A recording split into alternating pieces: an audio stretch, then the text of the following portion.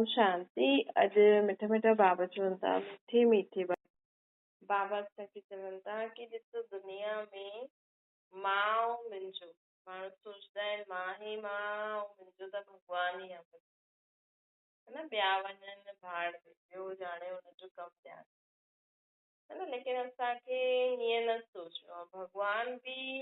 भॻवान जी शक्ति बि तव्हां वठी करे छा कंदव?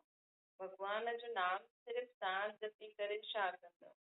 छो जे भॻवान त सभिनि जो आहे न, है न। भॻवान त सभिनि जो आहे, त असांखे भॻवान खे यादि करे सभिनि सां जॾहिं सुठी पंहिंजी सुठी सोच रखंदासीं, बोल कर्म जॾहिं रखंदासीं, तॾहिं त माण्हू मञदा न कि इहे भॻवान खे मञण वारा आहिनि, है न।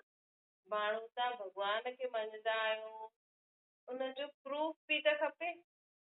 हुनजे लाइ असांजी अगरि सोच सुठी न हूंदी, बोल कर्म सुठा न हूंदा, त माण्हू चईंदा न इहे त तो भॻवान खे थो मञा, पर इहे त हीअं थो करे। मतिलबु इहे निशानी आहे। माण्हू अॼु भॻवान खे मञनि था त इहे निशानी आहे कि माण्हू एक्सपेक्ट कंदा आहिनि कि साम्हूं वारो सुठी रीति व्यवहार करे। ॾेखारींदा आहिनि कि उहो तप करे पोइ त हुनखे तप में हुनखे डिस्टर्ब कयो त हुनखे क्रोध अची, है न। त इहे निशानी, इसलिए भॻवान खे कॾहिं क्रोध ईंदो ई न आहे। हू त सदा ई शांति जो सागर आहे, सदा ई शांत रहण वारो, हुनखे जीवन में कॾहिं क्रोध ईंदो ई न आहे। सदा शांति, प्रेम, आनंद, ज्ञान स्वरूप आत्मा। उनजे लाइ अगरि असीं चऊं कि उनखे बि क्रोध ईंदो आहे त इहे त ग़लति थी वञे, इहे उनजी ग्लानी। इन करे भॻवानु असांखे चईंदो आहे, कई माण्हू सोचंदा आहिनि मां ऐं मुंहिंजो भॻवानु बस, लेकिन हुन सां गॾु असांखे ख़ुदि जे मथां बि निश्चय, भॻवान जे मथां बि निश्चय, प्लस जंहिंजे संपर्क में अचूं था उन्हनि जे मथां बि निश्चय बि हुजणो खपे ऐं उन्हनि जे सहयोगी बि ठहो, उन रीति तव्हां सॼो ॾींहुं हिक ॿिए जो सहयोग करो, हिक ॿिए जी मदद करो। नथा करे सघो त कम से कम असांखे जॾहिं पतो लॻे थो उन्हनि जे लाइ त सुठो सोचो कि उन्हनि जो बि भलो थिए। त हिन रीति असांखे छा करिणो आहे? स्व परमात्मा ऐं ॿियनि खे बि उहा निशानी कीअं नज़र ईंदी कि भॻवान खे मञण वारा आहिनि, जॾहिं असांजे व्यवहार में शुद्धता, पवित्रता, सुठो व्यवहार ॾिसंदा। अहिड़ा माण्हू, भॻवान खे सच्चे दिलि सां मञण वारे जो माण्हू जो सोचबो कर्म बि ॾाढो सुठो हूंदो आहे, जो माण्हुनि खे पसंदि हूंदो आहे। ॿियो बाबा असांखे चवनि था कि सदा इहे ध्यानु रखो कि तव्हां, असां सभी आत्मायूं भॻवान जा ॿार आहियूं। असांखे सदा ई यादि रखणो खपे कि असां सभी आत्मायूं भॻवान जा ॿार आहियूं। हीअं न कि सिर्फ़ु जेका भॻवान खे मञंदा आहिनि, जो आरतियूं कंदा आहिनि, जो मंदिर टिकाणे में भॻवान जे नाम जी मूर्तियूं जेका ठाहे वेठा आहिनि, ग्रंथ शास्त्र ठाहे वेठा आहिनि, उहो ई भॻवान जे नज़दीक न आहिनि। असां विश्व में सर्व आत्मायूं भॻवान जा ॿार आहियूं। मनुष्य आत्मा, हर मनुष्य आत्मा भॻवान जो ॿार आहे। तव्हां भले घर गृहस्थी में ॿार था संभालो, धंधो था करो, या कोई मेहतर बि हूंदो न, कोई आतंकवादी बि हूंदो न, हुनजी आत्मा भी भॻवान जो ॿार आहे। हर मनुष्य आत्मा, चाहे इंसान केतिरो बि ख़राब स्वभाव संस्कार जो, ख़राब नेचर जो छो न, लेकिन हर मनुष्य आत्मा केरु आहे? परमात्मा जी संतान आहे, चाहे सुठी आहे चाहे बुरी। ॾिसो दुनिया में बि चाहे सुठो ॿार हुजे, चाहे बुरे स्वभाव संस्कार वारो ॿार हुजे, चइण में त ईंदो न कि इहे भॻवान, इहे मुंहिंजा ॿार, भले ई बुरे स्वभाव संस्कार वारो छो न हुजे, लेकिन चईंदा आहिनि न कि अरे इहे त असांजा ई ॿार आहिनि, इन्हनि जो इहो ॿार जा संस्कार ॿार ॾाढे सुठे स्वभाव संस्कार वारो आहे ईअं ई चईंदासीं त परमात्मा बि चवनि था कि विश्व जी हर आत्मा मुंहिंजो ॿार ई आहे। बसि इहो आहे कि कई माण्हू छा कमु कंदा आहिनि कई माण्हू छा कंदा आहिनि। दुनिया में सभु कुझु ज़रूरी आहे।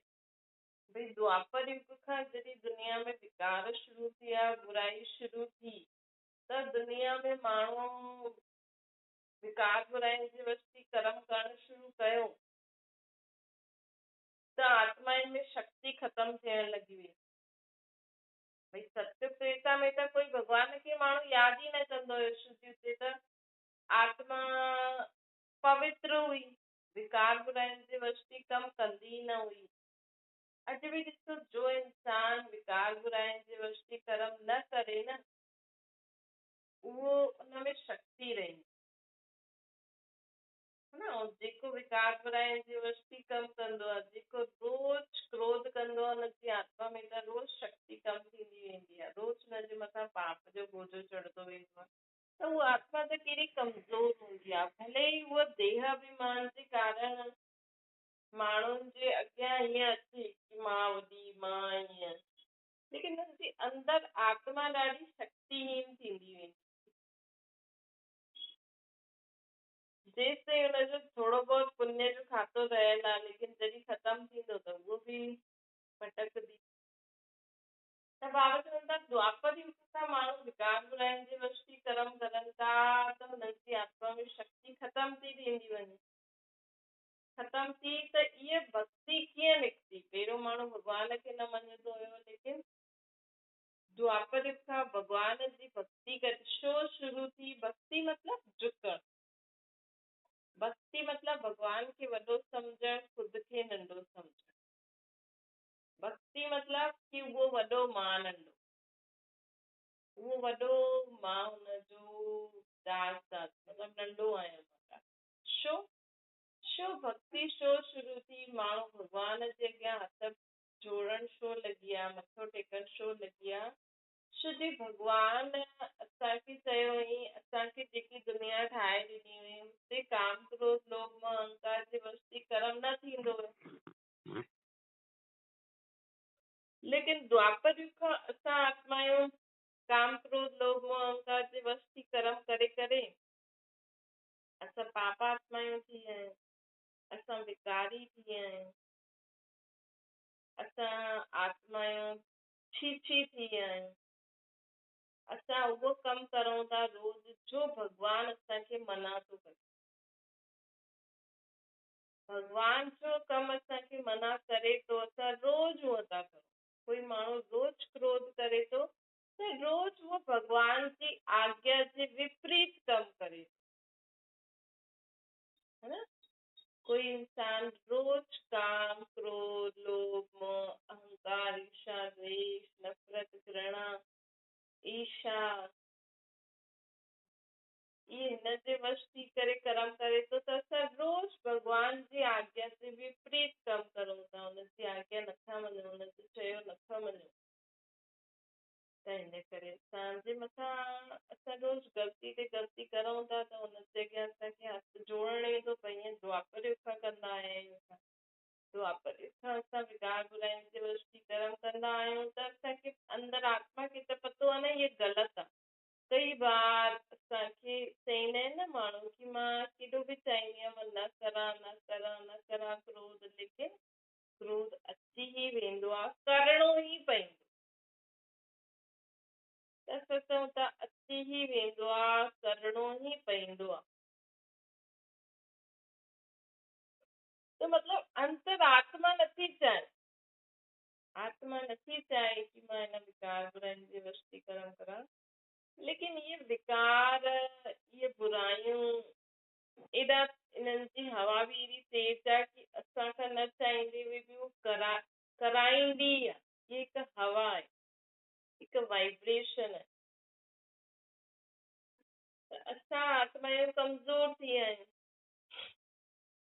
हाणे असांखे आदत बि पइजी वई आहे। जीअं सिगरेट पीअण वारे खे आदत पइजी वेंदी आहे न पोइ हू केतिरो बि हुनजी अंतर आत्मा मना करे लेकिन हिकु बार हुनजी टेस्ट अची हिकु बार हुनखे टेस्ट थी वियो त उहा पीअण बिना रही न सघंदो।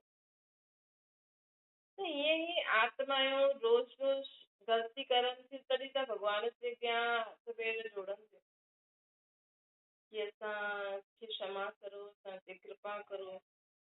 है न? भक्ति मतलब झुकण, भक्ति मतलब क्षमा मांगो, भक्ति मतलब कि वेचारो ठहण, खुद खे नंढो हुनखे वॾो सम्झण। ऐं ज्ञान मतलब समझ, ज्ञान मतलब समझ सां असां पंहिंजी सोच बोल कर्मनि खे सुठा रखूं, सुधारो, इनखे ज्ञान चइबो। ज्ञान मतलब कि भगवान हर आत्मा खे पाण जहिड़ो ठाहींदो। आत्मा त परमात्मा न आहे, असांजे शरीर जे अंदर आत्मा परमात्मा न आहे, आत्मा आहे, लेकिन ज्ञान मतलब कि परमात्मा एॾो ऊचो ज्ञान ॾींदो आहे कि उहो असांखे पाण जहिड़ो ठाहींदो आहे। पाण जहिड़ो मतलब कि असांजी सोच बोल कर्म परमात्मा जहिड़ा थी सघनि। तॾहिं त कई माण्हुनि खे माण्हू बि चईंदा आहिनि कि इहे त कीअं भॻवान, भगवान वटि त शरीर ई न आहे, हुनजे अंदर भगवान न आहे, लेकिन हिन विकार बुराइनि खे छॾी करे परमात्मा जो चयो वञे, परमात्मा जे गुणनि खे स्वयं में धारण करे, शक्तियुनि खे धारण करे, त हुनजो स्वभाव संस्कार ओड़ो थी वियो। जीअं ॾिसो, अगरि दुनिया में बि माउ पीउ ऐं पुट जी शक्ल सेम हुजे या आदतियूं सेम हुजे त चईंदा आहिनि इहे त कीअं पीउ ते वियो आहे। ईअं ई असांजे अंदर भॻवान न आहे, लेकिन असांजी अगरि सोच बोल कर्म भॻवान जहिड़ा थी विया, हुनजी शिक्षा ते हली करे असां पंहिंजी सोच बोल कर्म खे हूअं ठाहे छॾियो त हुननि खे माण्हू भॻवान जहिड़ो सम्झंदा आहिनि। है ना? हेॾा सारा गुरु संत सन्यासी जो कि देहधारी आहिनि, मनुष्य आहिनि, पैदा त साधारण घर में ई थिया, लेकिन हुन दुनिया वारा वांगुरु अगरि उहे विकार बुराइनि जे वश थी नथा कर्म करनि, उहे सुठा ई सोच, सुठा बोल, सुठा कर्म करनि था, त माण्हू हुननि खे भॻवान जो टाइटल ॾेई छॾियो। असां माण्हू ई त ॾींदा आहिनि। हेॾा सारा देहधारी गुरु संत सन्यासी आहिनि, उन्हनि खे भॻवान कीअं ठातो? उहो कोई भॻवान थोरी आहे, माण्हुनि ई हुनखे टाइटल ॾिनो अथनि भॻवान। छो जी उन्हनि जी सोच बोल कर्म तव्हां खां थोरा अलॻि आहिनि। उहो भई भॻवान खे यादि करे सभिनि जो भलो कंदा आहिनि, सभिनि ते दया कंदा आहिनि। कई माण्हू गुस्सा कंदा आहिनि, कई माण्हू न कंदा आहिनि, कई माण्हू भॻवान जी शक्ति खे विकार बुराइनि ते भई वेस्ट न, भई भॻवान तव्हांखे बि शक्ति ॾिए थो छो जी तव्हां बि हुनजा ॿार आहियो। लेकिन अगरि असां सोचंदासीं त घर गृहस्थी में आहियूं, असांखे त क्रोध करणो ई पवंदो, विकार बुराइनि जे वश कर्म करणो ई पवंदो, केरु थो चए? कोई मना, कोई चए थो छा न तव्हां गृहस्थी में ॿारनि खे संभालण लाइ क्रोध करो ई छे? ये त तव्हां ई ठातो, तव्हां पंहिंजी सोच अहिड़ी ठाहे छॾी आहे, केरु थो चए करो? तव्हांजे क्रोध करण खां पोइ बि कोई मञे थो छा? ठीकु आहे, अगरि तव्हां क्रोध करो त कोई मञे त अलॻि ॻाल्हि आहे, तव्हांजे क्रोध करण खां पोइ बि कोई मञे नथो, कोई जीवन में ठीकु रीति हले नथो, त तव्हां फालतू में छो क्रोध करे भॻवान सां जी आज्ञा जे विपरीत कमु करो? मतलब हिन समय मनुष्य खे वॾो सम्झे थो, भॻवान खे वॾो नथो सम्झे। भॻवान चए थो क्रोध न कर त न कर। माण्हू चईंदा कि न कंदासीं त पोइ हीअं थी वेंदो, हीअं थी वेंदो। अरे न कर मतलब न कर, पोइ उहो ॼाणे, हुनजो कमु ॼाणे, भॻवान ॼाणे। कुझु बि अॼु कुझु बि ग़लति थींदो त माण्हू ड्रिजंदा आहिनि न, भॻवान ताईं ड्रिजंदा आहिनि। है न? माण्हू चईंदा आहिनि अगरि मां ॿारनि जो ध्यानु न रखां, हुननि जे मथां क्रोध न करां, हुननि खे सुठी राह ते न वठी वञा त इहे बिगड़ी वेंदा। लेकिन असांखे भॻवान चए थो क्रोध न करो, त असां क्रोध न कंदासीं, उहो बिगड़ी बि वेंदा, त असांखे कोई कुझु प्रॉब्लम थींदी छा? माण्हू खे त डपु थींदो आहे, भॻवान सां ई थींदो आहे न। त असां त चईंदासीं भई असांखे भॻवान चए थो क्रोध न करणो, त मां त न कंदमि। है न? पोइ हुनजा ॿार उहो ॼाणे, हुनजो कमु ॼाणे। लेकिन तव्हांखे क्रोध त न करणो आहे, लेकिन तव्हांखे कंहिंजे प्रति अशुभ भावना बि न रखणी है न। कई बार असां क्रोध त न कंदा आहियूं, कई बार असां कंहिंखे कुझु चईंदा त न आहियूं, लेकिन मन में ईंदो आहे भले मरण वञे, मुंहिंजो छा मतिलबु, मूंखे त क्रोध न करणो, हीअ भावना न हुजणी खपे, हीअ मन में वीचार न अचणो खपे कि भले मरण वञे, जो करणो अथनि कर। पाण ई जॾहिं बुरो थींदो न त अकल ठिकाने में, अहिड़ी भाषा न चइणी है न। असांखे सिर्फ़ु जो जेतिरो कमु ॾिनो आहे न कि कंहिंजे लाइ बुरो न सोचो, बुरो न ॻाल्हायो, बुरो न करो, ओतिरो ई कर। असांखे कंहिं भॻवान ईअं थोरी थो चए कि तव्हांजो कोई चयो न मञे त तव्हां हुनजे लाइ उल्टो इहो सोचो कि ॾिस मुंहिंजो नथो मञे न, वॾनि जो ॾिस ठोकर खाईं, है न। त मतिलबु तव्हां ई हुननि खे बंदी वेठा आहियो, पोइ करे करे माण्हू थकिजी पवंदो है न। अॼु ॾिसो संबंध निभाइण में ॾाढी मुश्किलात आहे, कंहिंखे तव्हां बंदी करे रखो, अॼु तव्हां धीअ खे वॾो कंदा आहियो, धीउ या पुट जो बि आहे, तव्हां त हुनखे चईंदा अरे हिनजी शादी थिए त मुंहिंजी जिंद छुटे, है न, हिनजो इहो थिए त मुंहिंजी जिंद छुटे, मां त मुक्त थियां, मतिलबु फ्री थियां, है न। शादी खां हिकु छोरो छोरी वॾो थींदो त हुनखे हाणे पंहिंजी जीवन अॻियां कीअं जीअणी आहे, उहो त हुनखे हुनजे मथां आहे, हुनखे पंहिंजो जीवन कीअं जीअणो आहे उहो ॾिसे थी, छोरो छोरी ॾिसे थो भई हिन दुनिया में माण्हू शादी करे बि छा हालत आहे, अगरि उहो हुन हालत खे उहो न फेस करणु चाहींदा आहिनि, करे नथा सघनि, मतिलबु उहो सोचनि था न मां त ईअं न करे सघंदमि,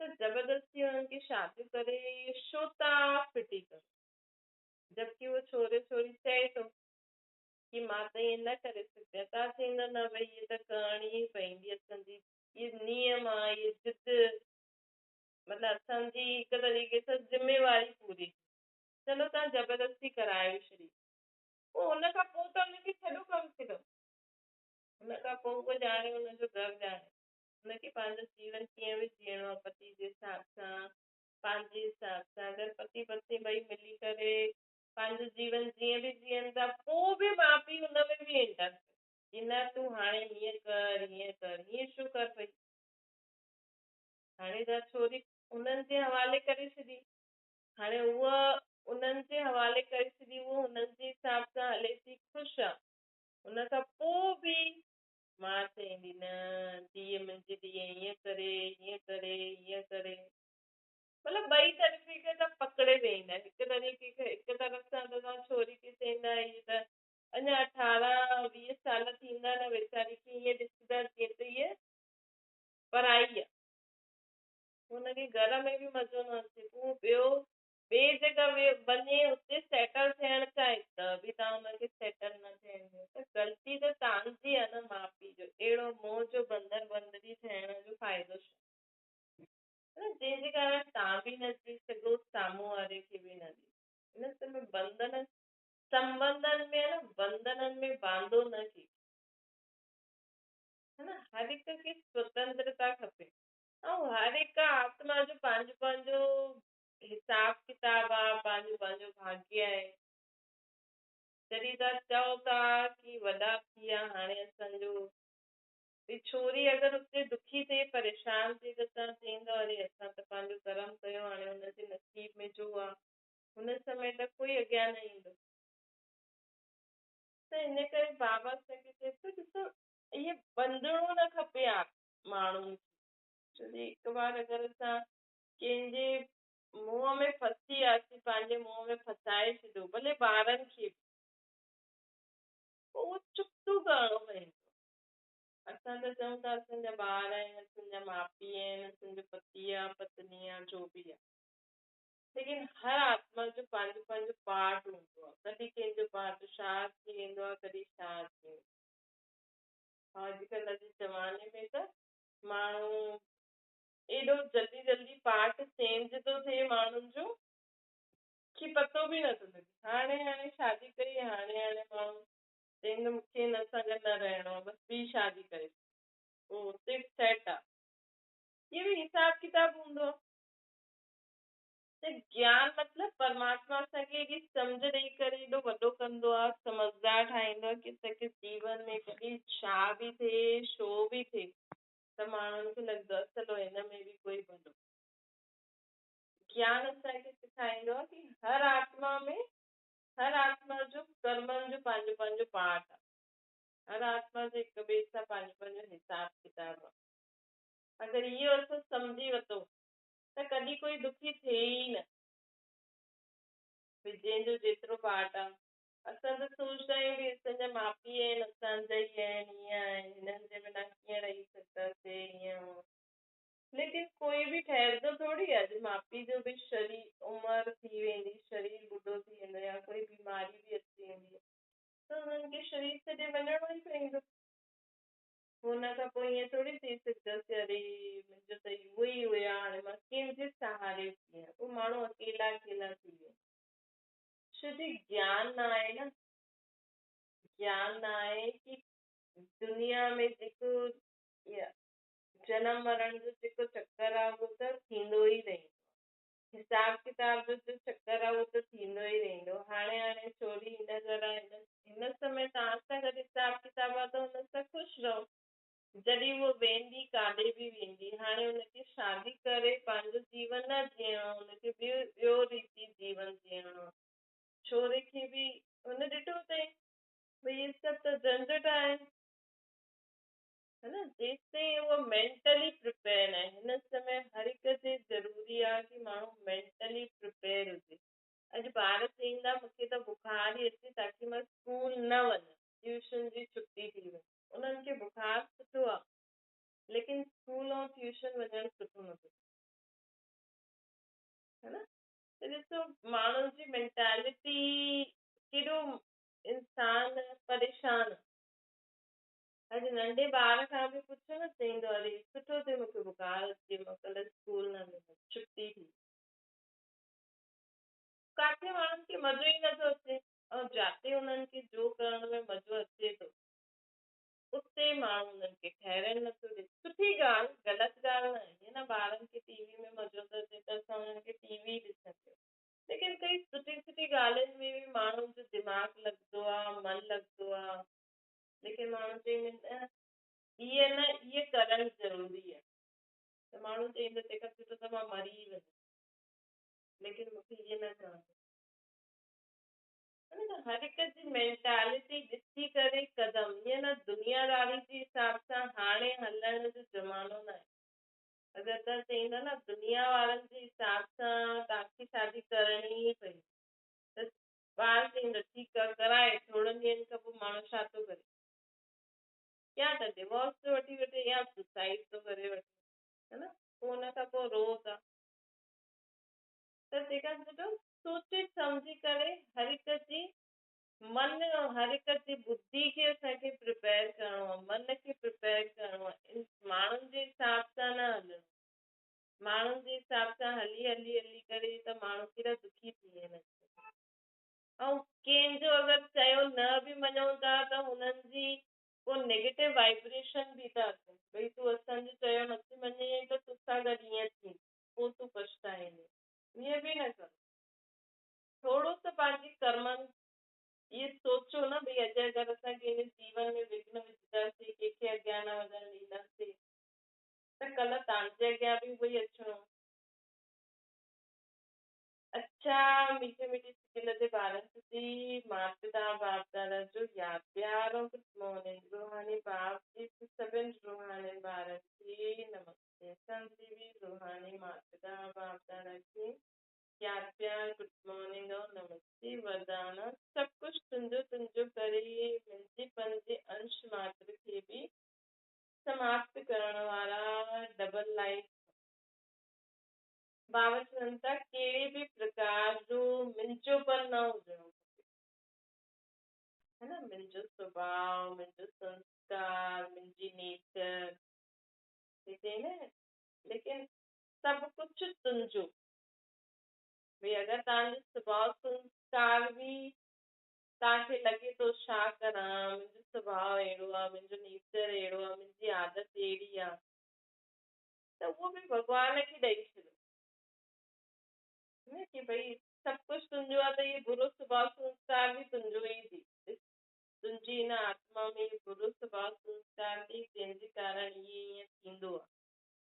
न हिन जो बि बोझ न खणो, कई बार माण्हू हिन जो बि बोझ कंदा आहिनि, छा करा मुंहिंजी आदत छुटे ई नथी, इहो बि बोझ आहे माण्हुनि जे मथां। त इहो बोझ बि भॻवान खे ई ॾेई छॾियो न, कि बाबा तव्हांजी हिन आत्मा में इहे बुरो स्वभाव संस्कार आहे त तव्हां इहे वठी वठो, है न। त बोझ वारो बोझ सभु प्रकार जो बोझ था जो तव्हां में जो संभाले नथा सघो, जंहिंजे कारण टेंशन थी थिए, उहो सभु भॻवान खे ॾेई करे जीवन में अॻियां वधंदा हलो। जेतिरो मुंहिंजो मुंहिंजो चईंदव न, मां मुंहिंजो ओतिरो तव्हांजे मथां बोझ हूंदो त तव्हां बोझ जे कारण अॻियां न वधी सघंदव। त सभु कुझु तुंहिंजो करे हुनखे सभु कुझु अर्पण करे अॻियां वधंदा हलो। स्लोगन आहे, जहान जी नूर हुआ आहिनि जो परमात्मा खे पंहिंजे नैननि में समायल रखंदा आहिनि। मतिलबु इहे माण्हू चईंदा न, मुंहिंजे त अखियुनि जे साम्हूं बसि उहो ई घुमे थो, असांजे अखियुनि जे साम्हूं सिर्फ़ु परमात्मा ई परमात्मा हुजणो। कर्म क्षेत्र में कर्म करणो आहे, माण्हुनि से संबंध निभाइणो आहे, सभु कुझु कंदे हुए बि असांजे दिमाग़ में, अखियुनि में मतिलबु दिमाग़ बि, बुद्धि बि हिकु अखि हूंदी, मतिलबु बुद्धि में असांखे परमात्मा जी मत हुजणी खपे। हा बाबा ईअं चए त ईअं चए त ईअं चए त हीअं करणो, तॾहिं असां विश्व जी आत्माउनि खे बि सही डायरेक्शन ॾेई सघंदासीं। अच्छा, ओम शांति। बाबा खे यादि करूं।